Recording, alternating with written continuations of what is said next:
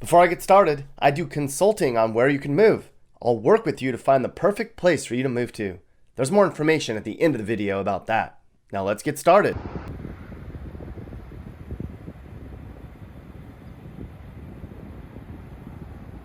It can be pretty depressing driving around San Bernardino, California these days.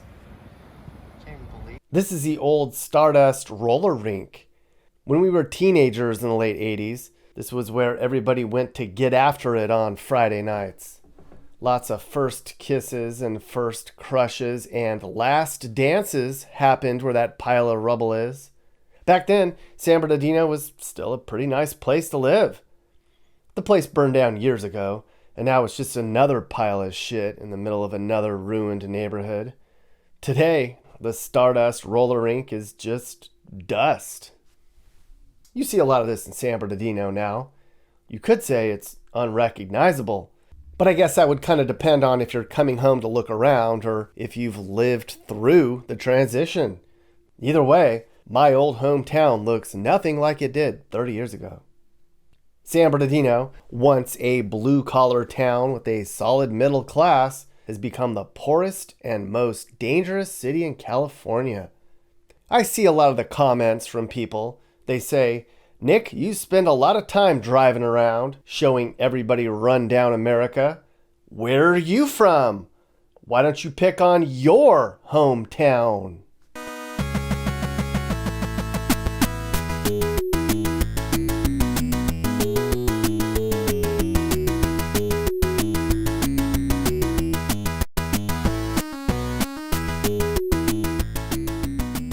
Every time I come home, I see something new. I'm here for one reason or another about once a year, and I always like to drive around and check things out. Kind of go up and down old neighborhoods on a nosy safari. Used to be that you'd have to go out of your way to see rundown and ghetto here. Not anymore. I think most of the people who grew up here, they stay away from the worst parts of San Bernardino. There's really no reason to be in some of these areas. A lot of it's just blight, poverty, and drugs. If you know the area, you'd remember that San Bernardino was actually a really nice place to live back in the day. In the 50s and 60s, this was America at its finest. Cruisin' USA. It's an hour east of LA, where you could have a nice upper middle class life. McDonald's began here. Taco Bell began here. The Rolling Stones played their first concert here. Hello. San Bernardino wasn't an upscale place, and there weren't a lot of high-end white-collar jobs, but with the railroads and manufacturing plants and the Air Force Base in town, the gettin' was good. But then, the 80s came. Stuff began to close down, and a lot of gangs and crack and poverty moved in from Los Angeles. By the time I graduated college, San Bernardino had gone from a nice place to live to the murder capital of the country. I showed you the old roller rink and what that looks like over there. This is the former site of the Central City Mall. Us kids used to come down here and watch movies and cut up, ride our bikes down here, didn't have to worry about anything. It was a pretty fun mall. Well, it mercifully shut its doors down in 2017 because it was really run down for a long, long time. And today, it's a place for crackheads to squat. I hear they break in here and steal the copper. One of them actually electrocuted himself trying to do just that. But that's San Bernardino. People steal anything they can get their hands on. I went to the local Walmart and the damn underwear was locked up under glass. I've never seen anything like that before. And you go to CVS and it's everything locked up. The deodorant, the toothpaste, the razors, the fake nails, and the eyelashes. What the hell? OMG. Making weed legal, that didn't really help. I mean, a lot of the people here were already doing drugs, but now every single car driving around, you smell weed. But that's the last thing they have to worry about here. Meth is a huge problem. Heroin, crack, all of it. They just seized more than 100 pounds of fentanyl a couple weeks before I got there. That's lovely. But yeah, the heart of downtown, it's all trash, for lease signs, boarded up buildings and sketchy people, and poopy toilet paper. That's poop. That is poop. Totally disgusting. Somebody took a turd in the old Sears parking lot. You see a lot of that kind of stuff all over San Bernardino. I walked around other parts of downtown for about an hour. It's mostly closed down businesses, and the whole place smells like piss. Every bus stop I passed by had pee stains. Ugh, God, it stinks. The parking structures have become outdoor bathrooms, but I guess there aren't any professional people who need to park down here anymore. In the blocks surrounding downtown, you see thieves, prostitutes, druggies, the working poor, all kind of straggling around. It's really sad. The only park close to downtown, it now has a big iron gate around it. I'm sure the bums wrecked it years ago. It was also likely a place where shootings happen regularly. I can only imagine. Now, I'm not immune to run down, and I thought I'd seen it all in my hometown, but this was something I hadn't seen before. I counted 3 burned out buildings downtown. 3. All of them former professional buildings. Who knows? Arsonists, homeless fires, insurance fraud. But man, I've never seen burned out buildings in a downtown before. And they were all over the place. Thank God. Yeah, he's really at the edge. He is absolutely at the edge. Oh God. Then I turned a corner and saw a standoff situation going on. It was like 11 a.m., just a couple blocks from the county courthouse. Some dude was in a standoff and threatening to jump off the roof. And the cops didn't even look all that surprised or concerned. Like, just another day in San Bernardino.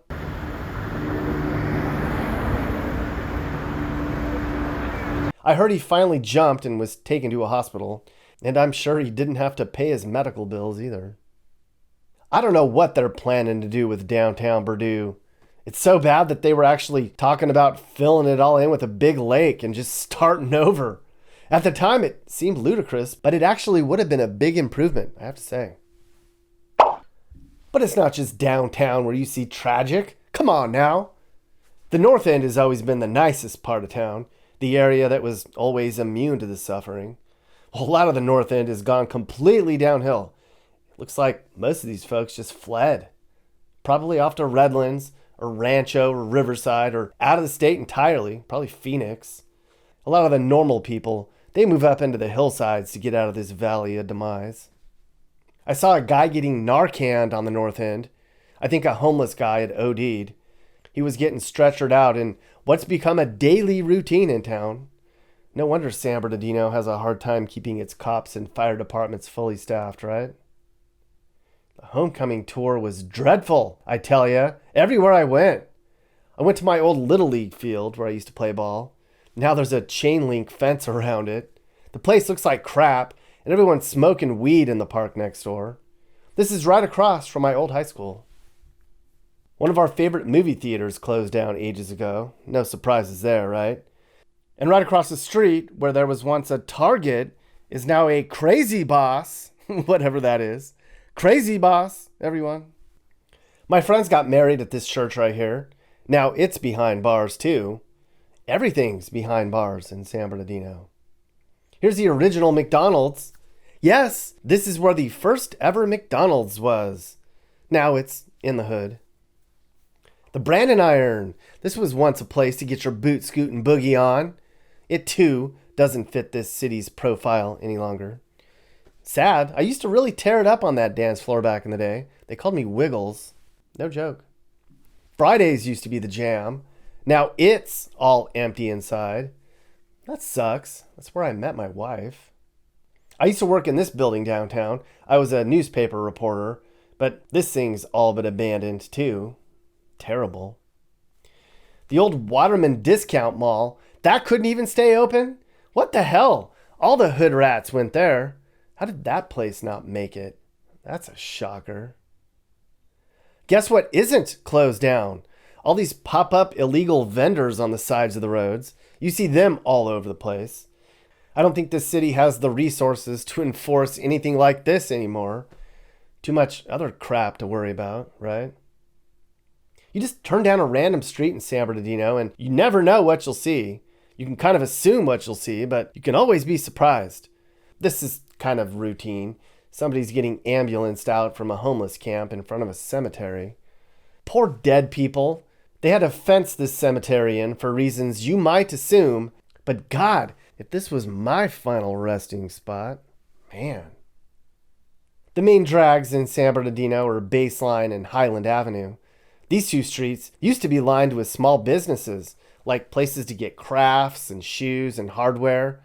A lot of them are shuttered, or they've been replaced with vape shops or discount outlets. All up and down, you see homeless people, druggies, trash. There's trash everywhere in San Bernardino. People just throw their shit out. It never gets picked up. Nobody cares. Just throw it out the window.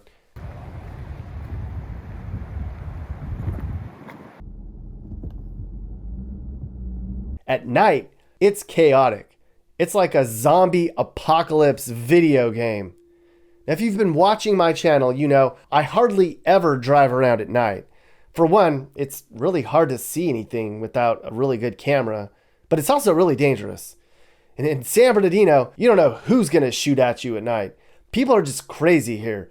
They'll shoot their gun just to shoot it. You don't even have to be in a bad part of town to risk your life at night here. It's everywhere. And you don't really stop at a red light at night in San Bernardino. I'll tell you that. But the camera doesn't really capture what I saw and heard and felt during my night drives here. Driving around, you see ugly, you see desperation, lack of hope, lack of decency, lack of purpose. One night, cruising around, I thought, you know what? I think my former hometown might be the worst place in the country right now. I mean, it's the second most dangerous place in the country. Look at this. It's even worse here than Detroit, Memphis, Baton Rouge, and Oakland. You know, the real hellholes in the U.S. The cops are really slow to respond to all the crime, and the fire department is too.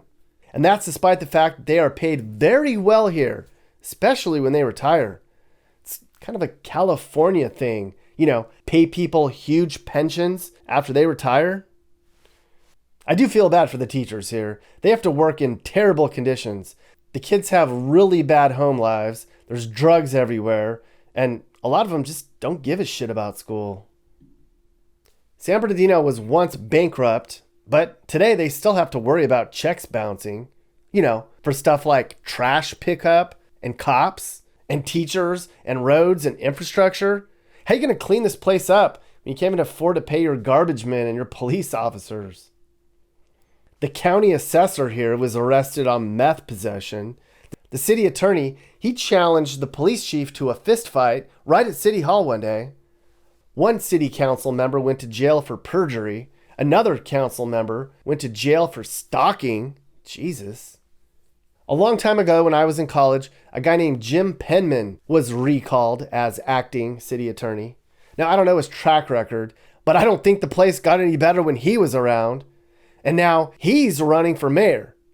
I saw a few of his signs around town. More cops.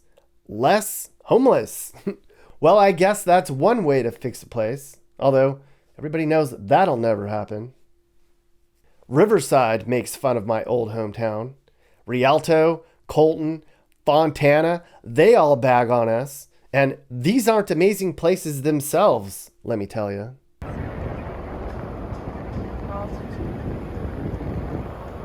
Now, there are jobs here, nothing exciting or anything. I mean, a lot of the people I went to college with became teachers. But the latest craze is distribution warehouses. There's a lot of open land in San Bernardino, and there's a workforce without a lot of options. You may not know it, but the Inland Empire has become the nation's fastest growing distribution hub. There's Amazon warehouses everywhere here. The starting pay is about $17 an hour. It's not bad, although I hear you can move up fast if you're willing to work long, grueling hours.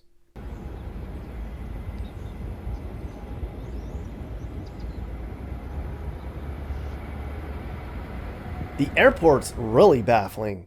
Okay, so the airport here used to be an Air Force base that was kind of the foundation for this whole valley for decades. Then the Air Force base shut down and they lost a lot of jobs. It hasn't really been used much until recently, and now they call this an international airport.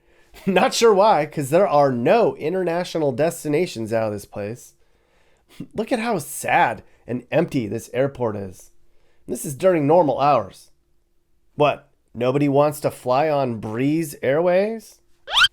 From what I hear, there's only 4 places you can fly to from here: San Francisco, Vegas, and for some reason, Hartford, Connecticut, and Provo, Utah. LOL emoji. But it's not like a lot of these people can afford to fly anywhere anyways. Only 45% of San Bernardino's working age residents have jobs. That's the lowest in the state. Yes, less than half the people who can work. And guess what that means?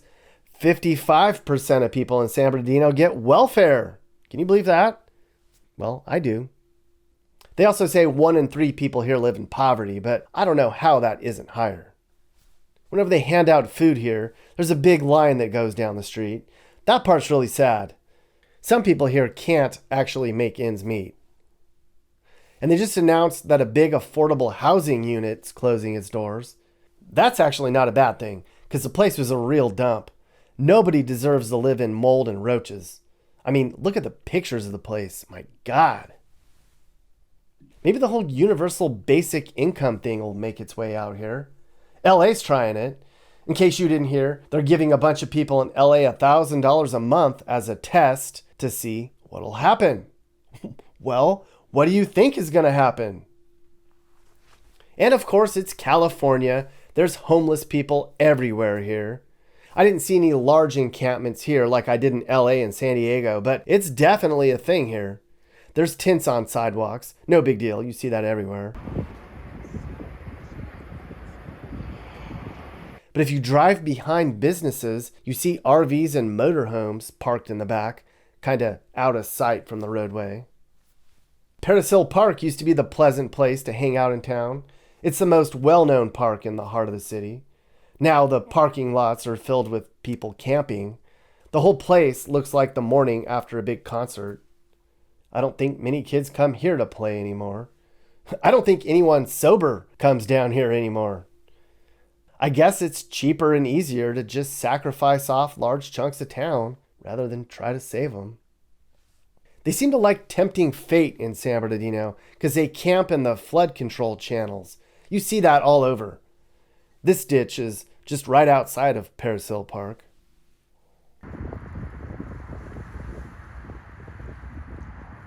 I saw this woman on the side of the road literally cooking tortillas in the dirt. This was a vacant field about 3 blocks from where I went to high school.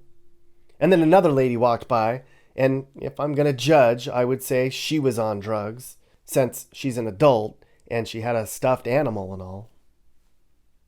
But without a plan to put these people somewhere, it's just whack-a-mole. They're just shuffling them from one street corner to another. On the east side of town, I talked to some homeless people on the banks of another ditch. These people were actually sober, and they told me they didn't blame anybody but themselves for their situation. I was like, wow, I hadn't heard that in a long time. Actually taking responsibility for being homeless? I kind of liked them. There's a lot of reasons on why people are homeless, but I can tell you one thing is majority of, from what I've gathered, just being out here within a month, most of them have homes to go to if they were sober and did not steal from their family to support their habits.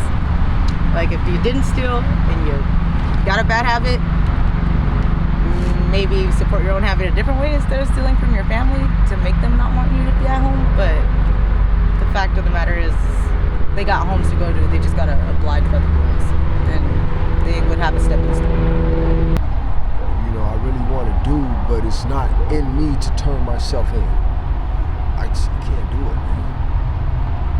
You know, so right now, I really want to, my goal is to rack up maybe 40,000 on a card before they put the cuffs on me, so that when I am released, I won't have to start like this again. Some people say homelessness would end if we raised the minimum wage, if we made healthcare free, if we made education free, and we taxed corporations higher. Other people would say, is that American though? It's been since Lyndon B. Johnson's 1960s that there was a war on poverty. Look, I'm not knocking poverty or anything. I grew up in a modest home, and after college, I was broke trying to make a career out of video, but I had a plan. Driving around San Bernardino, you don't get the feeling that there's a plan for anybody. This is actually the street where my parents first lived when I was born. Certainly not fancy or anything, but they had a plan to get out of here. And thank God for that, because this street is ghetto now. It's not all tragic here. There's small pockets of town like this where homes are nice. This area is kind of on the north end up against the hillsides. These people have managed to hold on as the city's collapsed around them. I'm pretty sure these people want to live their lives in peace. I doubt they can actually do anything to make San Bernardino better, though. A lot of the bad people here, they can't be reasoned with. I guess you can arrest more people, but that kind of goes against California's MO. They don't prosecute here. It's catch and release, or just ignore everything. To suggest that California is a disappointment is to suggest that utopia is a real place. Believe it or not, San Bernardino was once a very proud city. There's still a sign here that reminds you of that. Old-timers here certainly remember. But today, my hometown is just another American has-been. It's filled with people who don't want to work and who will do whatever they want and not get in trouble. It's dirty, it's run down, there's no future, and there's no plan to change. But while other struggling California cities are losing people, this place is actually growing, if you can believe it. Look at that. But it's not the type of people that are going to make this place better. The people drawn here are parolees, gang members, addicts, lowlives. It's cheap here, so they come from all over and multiply. California has a $90 billion surplus, but a lot of it looks like this. I think it's going to take a miracle to save this place, and I don't think San Bernardino has one coming.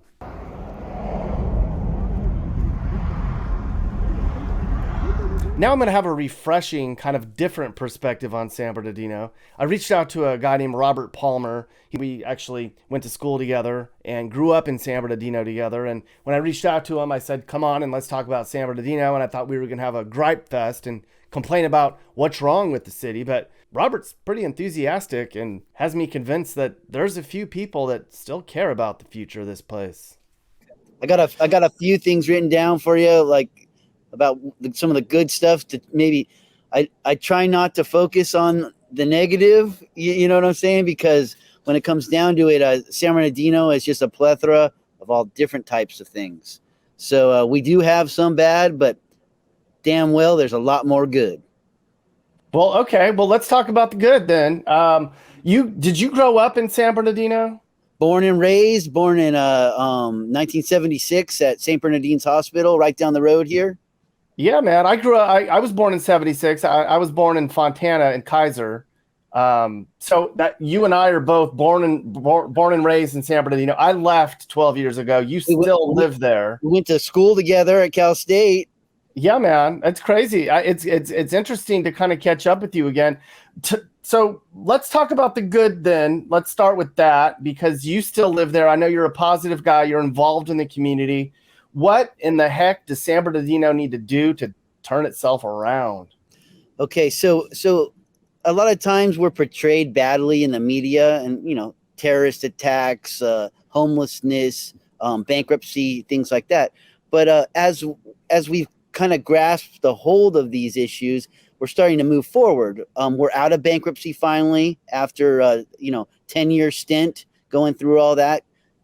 We're actually in the green, so to speak, right, with our budget. We're working on building up downtown. So things like the historic Enterprise building, which used to be the Andresen building, and it was like the center focal point to the building up of San Bernardino, is now started up again and holding events there. Right across the street at Court Street Square, we've been having art walks, art fest.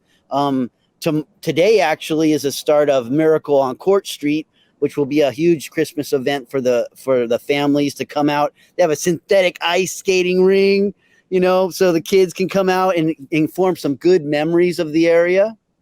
Then, of course, we have lots of events there like Veterans and Memorial Day. A lot of the things we had to forego during the bankruptcy, but now we're getting back into the groove.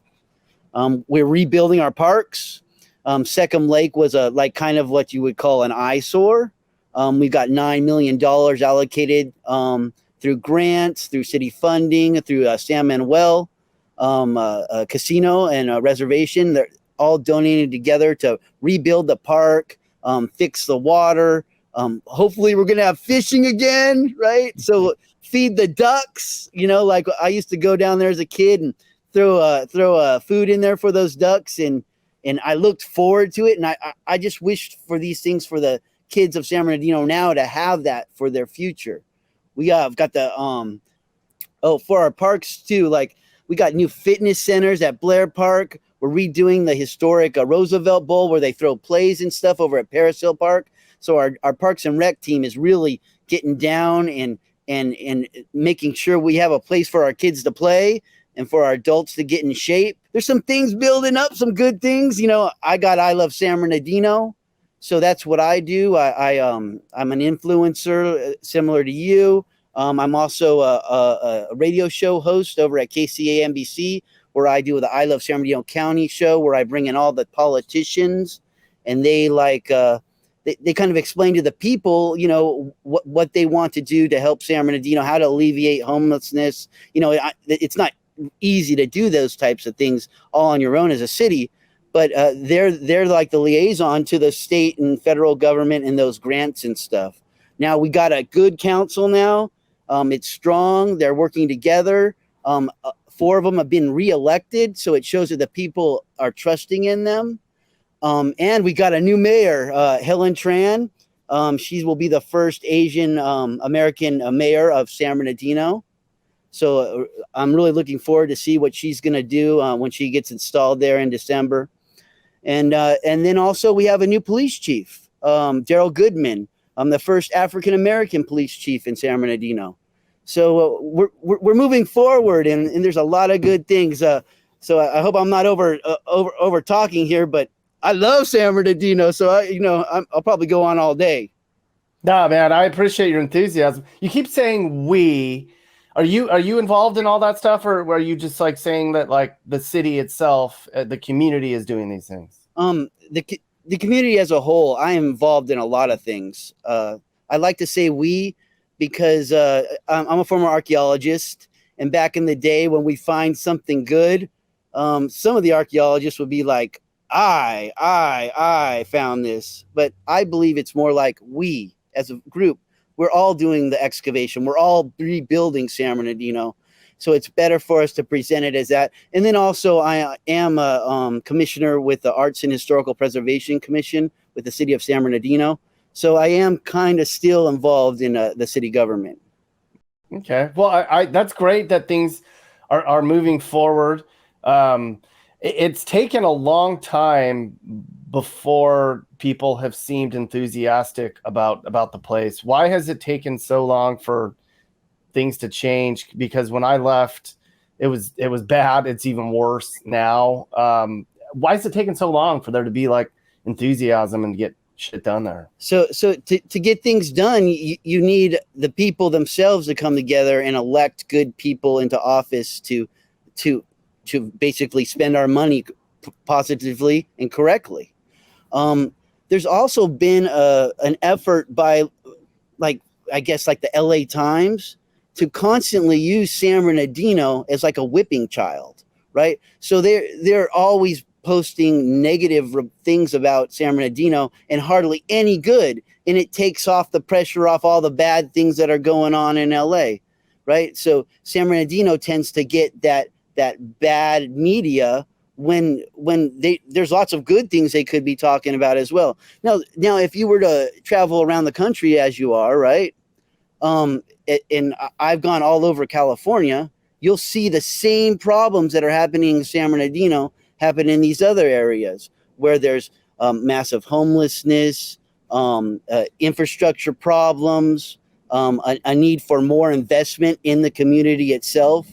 So it's not just San Bernardino that's bad. It's a lot of places throughout California and the United States. Yeah, no, I get you. California has a lot of problems. Los Angeles is ruined. San Francisco's ruined. Oakland's ruined. A lot of the bigger cities are terrible places. San Bernardino is certainly no exception. I guess I appreciate the enthusiasm. What is it that went wrong with that community? Because it used to be, and in the 80s, it was a great place. In the 50s, 60s, 70s, we grew up there.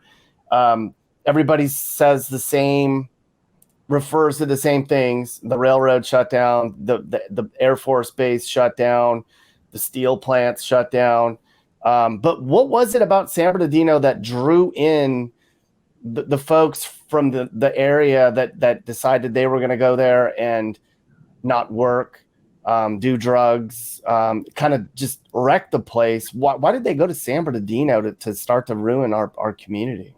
So why did more people come here? Well, our property values are less than, for example, in Claremont or LA, and it's easier to buy a home. Our rents are less as well.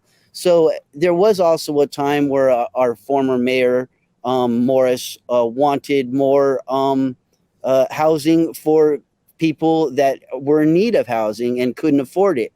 So the more of those that came and popped up, they weren't taken care of by slumlords, big business. So now they're being torn down and new is being replaced there. So it's a slow progression to get nicer things. But I'm not gonna lie. San Bernardino's raw. San Bernardino's hardcore. So it is a place where there are gangsters, but there are also gangsters in other cities and towns across California, and it gives us a good feel. But not everyone's are bad or are gangsters or drug users or homeless. There's a lot of good people in our city, and often their voices are drowned out by these more negative things. I often say a million good things are drowned out by just a few bad things. Yeah, I agree. The very few people can ruin a place. Although in San Bernardino, it's not a very select few. Most of San Bernardino is not very motivated to participate in fixing the place like you are and some of the other people. I get you. So you're working to fix the parks up, trying to bring in some arts and events and make the place more exciting. But how does San Bernardino? Half the place doesn't work. Half the place is on welfare. It's the most dangerous place in the state. There's trash everywhere. Stuff's boarded up. Fixing parks and bringing in art events and kind of coming up with stuff to do on the weekends isn't going to fix that problem. How do you fix that problem? So what we're doing to fix those issues, for example, Burtec is our major trash disposal provider in the city. So they are being paid to actually help pick up that extra trash on the sides of the road that you'll see here or there, but not all the places are trashy. And there's multiple city cleanups. There's groups like We Are the Change that go out there and do city cleanups and clean up that trash. But I'd be remiss not to say that people from other areas come and drop their trash off in our city, in our parks, in our vacant fields and things, and take off too. So it's not just us. We're not all dirtying our city. It's other people as well. They come here and how enforcement comes in there. So we have a San Bernardino PD who will go out and they will do enforcement on people who are dumping trash, but also cleaning up encampments and things like that as well. Now with the homeless situation, we're coming up with new. We need more housing for them. There's a lot of what I like to call neo hunter gatherers that live in San Bernardino. A lot of them are not from here. They're dropped off in white vans from LA, from other cities around our area. They're pushed out of the riverbeds from places like Riverside. So they have nowhere to go, and they come to our area, and we're just going to have to find a way that we can house them. I've spoken with our Assembly Member Ramos. What's neo hunter gatherers? I've never heard that before. What do you mean by that? That's like so a hunter gatherer is someone who lives off the land, right? In anthropological terms, basically, and that's what they pretty much have to do. They have to live off the land here in San Bernardino, so they have to go to food banks to get food. They have to go to shelters. That's not living off the land. That's living off the system. Yeah. The land would be if they were out there fishing and hunting and actually trying to feed themselves. Unfortunately, sometimes it is stealing and taking from others, right? So it's just a nicer way to say it. There's sometimes people say the unhoused, the unsheltered. Homelessness is a multifaceted problem with almost every single individual having a different reason for why they're homeless. And it's not always drugs. Sometimes it's mental issues. Sometimes it's a combination of both. Sometimes it's just they lost their job. I've met families who have their kids in their cars living at local places that have nowhere to go. But those types of families are the easiest to house because they want to. Some people, they just don't want to. They don't. They like living in the park. California's beautiful weather. I mean, it's a little cold right now, but they can live off the land and do that. So there is things that we can do to alleviate homelessness, but it's going to take time, and it's definitely going to take state and federal help. Yeah, the homeless thing, I don't hold that against San Bernardino. It's like that in the state. It's just a statewide problem. Your enthusiasm again is nice to hear. I'm a good counterweight because you have to realize I deal with this all the time. This negative mentality of wanting to not believe in San Bernardino is out there. But like there has to be a beacon of light. There has to be hope. And if you don't have hope, then you're doomed to follow down the same road you're always going down, right? Yeah, that's actually nice to hear somebody actually excited about San Bernardino, because most of the people just don't give a shit, or they are like, oh, they leave, or they're like that. They just don't get involved. If there was going to be one issue, because you run a Facebook page, I Love San Bernardino. There's a lot of people on that Facebook page. There's positive things posted on there along with negative things and what can we do to fix the problem. If there was one single thing that you think could start turning San Bernardino in the right direction that we haven't discussed, or maybe we've discussed, what would that one thing be? I believe it's our children and our youth are our future. So if we can instill in our kids like good events, a good education, show them that there are things in San Bernardino that are worthwhile, and it's worthwhile to stay here. And if we can keep that going, we can definitely change our future through our children. I know that's not an immediate answer, and the immediate answer is, I think, downtown revitalization and rebuilding, like the old Carousel Mall and that area, and that's in the works. It's a slow process. Some say it will be upwards of $1 billion, so it definitely will have to be taken in small bites. But there is the helping the kids and making sure that they have nostalgia for the Ho-Ho Parade and all the incredible things that we got here, and then putting money where we need to downtown, and fixing our streets and making sure Bird Tech cleans them up, and trying to make it so people like you can come on to San Bernardino and not feel like you want to get out of here right away.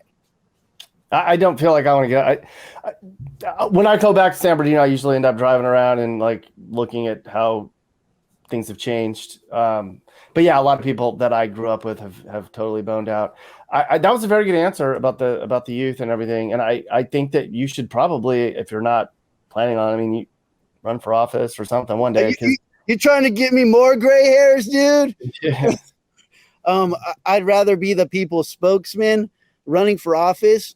I've been watching this stuff about 8 years straight, helping people run for office, doing signs, doing lit drops. And I realize one thing they have in common, they're all stressed out and none of them have as much fun as I do. I'd like to add one more thing, our great Arrowhead Peak. As an anthropologist, I write books on our Arrowhead, and it's an incredible piece of art in general. The Boy Scouts of America and the Friends of the Arrowhead planted 20,000 trees around it to outline it. So it technically is one of the largest pieces of art in the world. But I've also, as an anthropologist, found images around it that represent the Ahaviatom's creation history, our local Native American group. So we have something special that one day, if the police can give us safe streets, if the politicians can give us clean streets, and we could have tourists come to San Bernardino, look at some of our things, go up to the mountains, go to the high desert, go to Salmon Well, spend their money here, and then head on back to the airport and fly on out of here. Because that's what we need is people to come and spend money and not stay. This is probably, you're probably the best person I could have talked to, because I was hoping to be able to bounce some complaints off of you, but I'm glad that you did not go that route, because I've done enough complaining about San Bernardino. The whole reason I went there was to show people, look, I'm from the hood, because I drive around and I show hoods and I show bad areas and what's wrong with the country, what's wrong with California. And people always say, well, you should show us, where are you from? You think you're better? And I'm like, no, where I'm from is pretty hood now, and it's gone downhill too.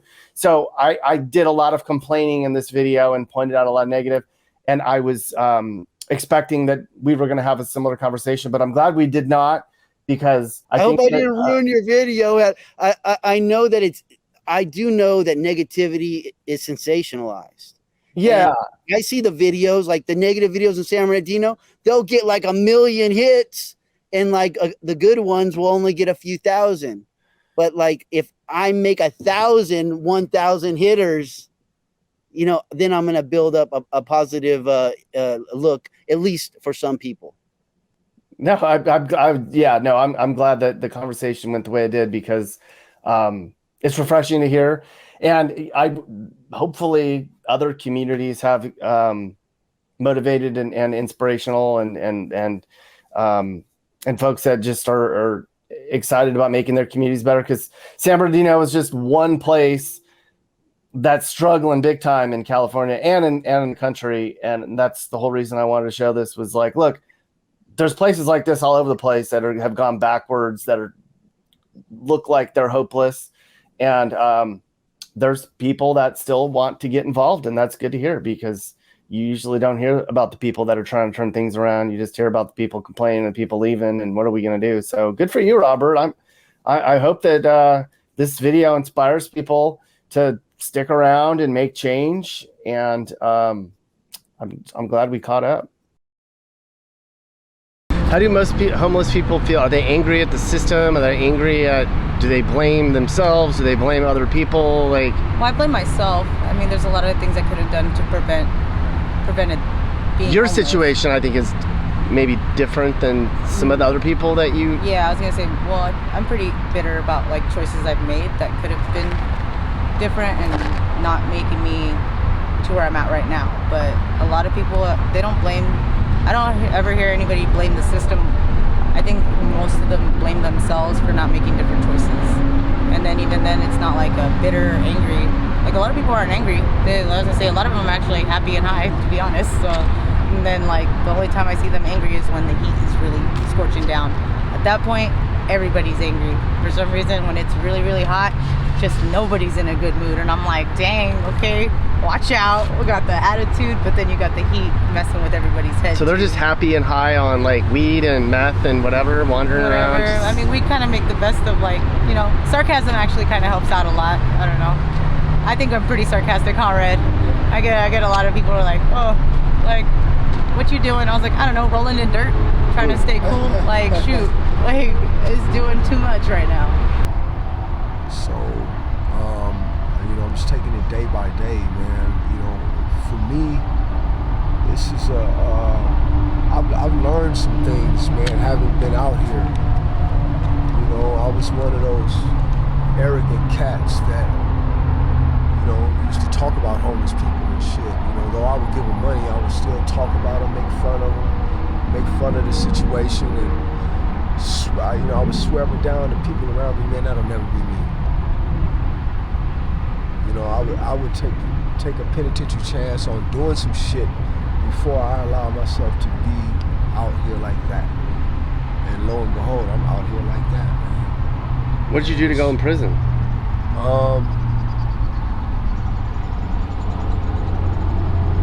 I did some work for a guy. He owed me money. He ducked me for maybe 9 months, and I caught him at a donut shop early in the morning. And I didn't pull a pistol on him and rob him, but I fucked his car up. I costed him some money. And so, you know, he called the police. I don't care. He owed me, man. So I kept bashing his car and fucking it up, man. They came and took me to jail. They took me to jail for that shit. You know, normally when I go to jail for either guns or, you know, I go to jail for doing shit, you know, not non-serious, non-violent crimes like what they had me for, man. But it was a blessing, man. It was a blessing. I got a chance to really take a look at my life and where I was headed, man. And I asked myself some hard questions and was able to be brutally honest with myself, man. Well, everybody thinks like homeless people are like crazy or on drugs. Oh, most of us are on drugs. I can't even lie. Kind of got to cope some way, somehow, whether it's alcohol, cigarettes, weed, meth, PCP, sure. I don't know. They have different names for it. I'm not really active in that, so I smoke weed and I do cigarettes, and I smoke meth every so often. Not as much as like everyone, not as others that I've hung out with, where it's a little more consistent. I have to be productive. I have to work. Literally getting, just like this whole area was filled with trash, and I just cleared out most of it, a lot of the dead weeds. So you actually made this better. With hope, so I mean, I'm trying to sweep up all the dirt that's coming from up there down, put it into a pile, and then get a big old trash bag and start actually clearing things out. Like, So you don't really have a plan yet. You're just trying to just survive. I have a plan, man. I'm trying to get off the street, but it's hard for me right now because I'm on the run. Not for anything that I've done, but for not checking in with PO. So if they found you, you'd be in trouble. I'm going to jail. So it's kind of me not being able to move how a normal citizen would move in my position, man. It's been slow. And it's never taken me this long to get on my feet once released. You know, I have work skills. I'm a journeyman level pipe welder. You know, You can't get a job though? I can go back down to the hall and go to work. Why haven't I don't know. I think it has something to do with my lack of faith in the system. I know that there's resources available to help us, to help people in my situation help themselves, which I'm grateful for. But because of the warrant, I can't take advantage of those benefits that are offered at this time. I would have to go in, do my time, and get out and start clean, and, take it from there. Are you looking to move and need advice? I do consulting. That's right. I'll sit down and talk about where the next perfect place for you and your family should be. I do it all the time. Together, let's find you a new home that's safe and checks all your boxes. And I can also help you find your new house too. Email me and I'll work with you on not just helping you figure out where to move, but I can help you find your perfect home too. That's right. I know awesome, reliable agents all over the country, and I'd love to connect you to somebody who can help you search for that perfect home. Hey guys, if you learned something new about America or what it's like to live in America, great! You should think about subscribing and turning on your notifications. You can also click one of these videos or playlists for more. This is Sage, Nick's manager. This has been a Corner House Entertainment production.